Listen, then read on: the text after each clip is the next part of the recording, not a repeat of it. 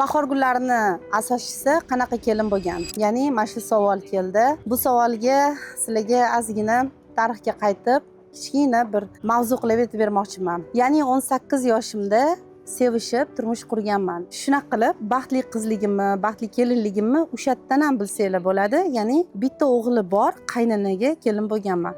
Singil, qaynukeli bo'lmaganda, har xil bir nima deydi, negativniy atmosferani buzadigan. Bitta qaynanam bo'lganlar, qaynanam ham shaxsiyatimga, oilamga, ya'ni erimdek munosabatga umuman aralashmagan ekanlar. Va bugungacha ham qaynanam biz bilan yashaydilar. Xuddi onamga o'xshab qolganlar, baribir orishchalik qilmaydilar. O'rganib bo'lganman. Masalan, mana 23 yil bitta xonadonda yashaganingizdan keyin уже qaynana не лишний. Oddiy misol, mana uyingizda mushugingizda 5 yil yashayapti, o'lib qolsa o'sha mushugingiz u ham bilinadi-da, lekin bu odam-ku, masalan, qayg'urasiz-da, qaynana ketib qolsa ham. Hamma qatori men ham qaynana ko'rganman, ya'ni kelinlik vazifalarimni bajarganman. Uyda ovqat pishirish, kir yuvish, meni uyimda kir mashina bo'lmagan, vannada kirni shundoq nima deydi, yuvib qo'yardim, ishqalab qo'lim bilan yuvib osib qo'yardim.